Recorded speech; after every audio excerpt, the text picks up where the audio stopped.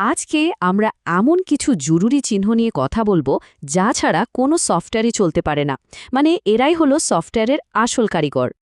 কোনো প্রোগ্রাম লেখার আগে আমাদের কোডিংয়ের অ্যাকশন ওয়ার্ড বা বলা যেতে পারে এর ক্রিয়াপদগুলো বুঝতে হবে। মানে এই চিহ্নগুলোই তো কম্পিউটারকে নির্দেশ দেয় কি করতে হবে, আর দেখতে ঠিক এইরকম। ঠিক আছে, তাহলে চলুন এই বিষয়টা ধাপে ধাপে জেনে নেওয়া যাক। আমরা শুরু করব একদম গোড়া থেকে, আর তারপর আস্তে আস্তে আরও গভীরে যাব। আচ্ছা, সবকিছু শুরু করার আগে দুটো খুব জরুরি শব্দ আমাদের জেনে নিতে হবে। এই দুটো শব্দই পুরো আলোচনার ভিত্তি। অপারেটর জিনিসটা আসলে খুবই সহজ। এটা হলো একটা চিহ্ন, যেমন ধরুন যোগ চিহ্ন বা গুণ চিহ্ন, যা কম্পিউটারকে বলে যে ঠিক কী কাজটা করতে হবে। আর অপারেটর যার উপর কাজটা করে, মানে যে সংখ্যা বা ভেরিয়েবলের উপর, সেগুলোকে বলা হয় অপারেন্ড। যেমন 5+10, এখানে 5 আর 10 হলো অপারেন্ড। আচ্ছা, এবার তাহলে আমাদের প্রথম ক্যাটাগরিতে যাওয়া যাক। আর এটা দেখে সবারই খুব চেনা চেনা লাগবে, কারণ এই অপারেটরগুলো আমরা রোজকার অঙ্ক কষতে ব্যবহার করি। এই অপারেটরগুলোর বেশিরভাগই আমাদের চেনা, তাই না? যোগ, বিয়োগ, গুণ, ভাগ, এগুলো তো আমরা সবাই জানি। কিন্তু দেখুন, এখানে একটা নতুন জিনিস আছে। ওই যে পার্সেন্টেজের মতো দেখতে চিহ্নটা, ওটাকে বলে মডিউলাস। স্কুলে হয়তো এটা নিয়ে খুব বেশি আলোচনা হয় না, কিন্তু প্রোগ্রামিংয়ের জগতে এটা কিন্তু দারুণ কাজের একটা টুল। এটার কাজ হলো ভাগশেষ বা রিমাইন্ডার বের করা। যেমন ধরুন, কোনো সংখ্যা জোড় না বিজোড়, সেটা এক মুহূর্তে বের করে ফেলা যায় এটা দিয়ে। তো আসল ব্যাপারটা হলো, কম্পিউটার যখন 5+3 এরকম কিছু দেখে, ওটাকে কিন্তু সে শুধু দুটো সংখ্যা আর একটা চিহ্ন হিসেবে দেখে না, সে এটাকে সমাধান করে একটা উত্তরে নিয়ে আসে। এক্ষেত্রে উত্তরটা হলো 8। শুধু অঙ্ক কষাই তো কম্পিউটারের একমাত্র কাজ না, তাই না? কম্পিউটারকে প্রশ্ন করতে হয়।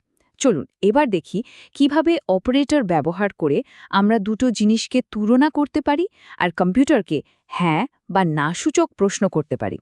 এখানে একটা মজার ব্যাপার আছে। এই অপারেটরগুলো কিন্তু কোনো সংখ্যা উত্তর হিসাবে দেয় না। এর উত্তর সবসময় হয় দুটো জিনিসের মধ্যে একটা, হয় সত্য না হয় মিথ্যা। আর কোডিংয়ে যে কোনো সিদ্ধান্ত নেওয়ার জন্য এই সত্য বা মিথ্যার ধারণাটাই কিন্তু আসল। এই টেবিলটা দেখলেই ব্যাপারটা পরিষ্কার হয়ে যাবে।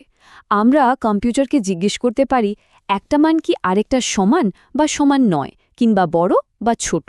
আর দেখুন প্রত্যেকটা প্রশ্নের উত্তর কিভাবে সত্য বা মিথ্যা হিসেবে আসছে। এইখানে একটা ব্যাপার নিয়ে কিন্তু নতুন প্রোগ্রামাররা প্রায়ই গুলিয়ে ফেলে। সেটা হলো একটা সমান চিহ্ন মানে ইকুয়াল, আর দুটো সমান চিহ্ন মানে ডাবল ইকুয়াল। এর মধ্যে পার্থক্য মনে রাখতে হবে। একটা সমান চিহ্ন মানে হলো কোনো ভ্যারিয়েবলে একটা মান রাখা, আর দুটো সমান চিহ্ন মানে হলো প্রশ্ন করা এই দুটো মান কি আসলেই সমান। আচ্ছা, আমরা তো কম্পিউটারকে সহজ প্রশ্ন করতে শিখলাম, কিন্তু যদি আমাদের একাধিক শর্ত একসাথে পরীক্ষা করার দরকার পড়ে, তখনই কাজে আসে লজিক্যাল অপারেটর। চলুন দেখি কিভাবে ছোট ছোট সত্য মিথ্যা প্রশ্ন জুড়ে আরও বড় আর জটিল সিদ্ধান্ত নেওয়া যায়। এগুলো হলো সেই টুল যা দিয়ে আমরা একসাথে একাধিক শর্ত পরীক্ষা করতে পারি। যেমন ধরুন, কোনো ওয়েবসাইটে লগ করার সময় সিস্টেমটা চেক করে যে ইউজার নেম এবং পাসওয়ার্ড দুটোই ঠিক আছে কি না। এই এবংটাই হলো লজিক্যাল অপারেটর। লজিক্যাল অপারেটরের মধ্যে প্রধান দুটো হলো অ্যান্ড আর অর। অ্যান্ড অপারেটরটা বলতে পারেন একটু কড়া ধাঁচের। এর নিয়ম হলো সব শর্ত সত্যি হতে হবে, না হলে ফল হবে মিথ্যা। আর অর অপারেটরটা বেশ উদার। এর জন্য যে কোনো একটা শর্ত সত্যি হলেই চলে, ফল হবে সত্য। আর কম্পিউটার কিন্তু খুব স্মার্ট। অর অপারেটরের ক্ষেত্রে প্রথম শর্তটাই যদি সত্যি পেয়ে যায়, ও আর খামোখা পরেরটা চেক করে সময় নষ্ট করে না। এই ব্যাপারটাকে বলে শর্ট সার্কিটিং। এই যেমন ধরুন এই উদাহরণটা, এখানে একটা প্রোগ্রাম চেক করছে যে ব্যবহারকারী লগ করা অবস্থায় আছে কিনা এবং তার সাবস্ক্রিপশন আছে কিনা। দুটো শর্তই যখন সত্য হবে, শুধুমাত্র তখনই প্রোগ্রামটা তাকে কন্টেন্ট দেখার অনুমতি দেবে। যে কোনো একটা শর্ত পূরণ না হলে কিন্তু হবে না।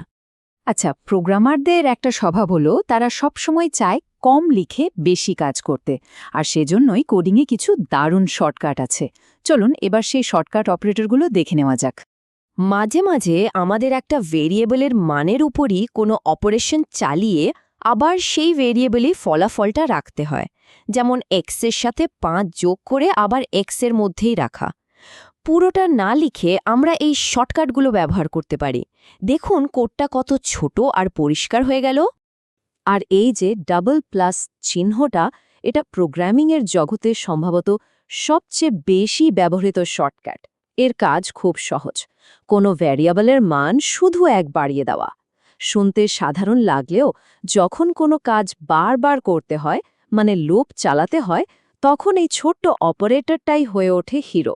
এটা ছাড়া লুপের কথা ভাবাই যায় না। কোডকে এটা শুধু ছোটই করে না, অনেক দ্রুতও করে তোলে। তো আমরা বেশ কয়েক ধরনের অপারেটর দেখলাম, তাই না? Arithmetic, comparison, logical. এখন চলুন একটু জুম আউট করে দেখি এই সব ছোট ছোট চিহ্নগুলো একসাথে মিলে কিভাবে আধুনিক সফটওয়্যারের ভিত্তি তৈরি করে। আসল কথা হলো, আমরা প্রতিদিন যে অ্যাপ, ওয়েবসাইট বা গেম ব্যবহার করি তার সবকিছুই কিন্তু এই সহজ চিহ্নগুলোর ওপর দাঁড়িয়ে আছে। আমরা যখন স্ক্রিনে একটা ট্যাপ করি, পর্দার আড়ালে এই অপারেটরগুলোই লক্ষ লক্ষ গণনা আর তুলনা করে পুরো জিনিসটাকে সম্ভব করে তোলে। এরাই ডিজিটাল দুনিয়ার আসল ইঞ্জিন। এই মৌলিক ধারণাগুলো একবার বুঝে গেলে কোড আর ভয়ের কিছুই থাকে না। তখন এটা হয়ে ওঠে নতুন কিছু তৈরি করার একটা টুল। এই অপারেটরগুলো হলো সেই বিল্ডিং ব্লক। এখন প্রশ্ন হলো, এই ব্লকগুলো দিয়ে নতুন কি বানানো যেতে পারে?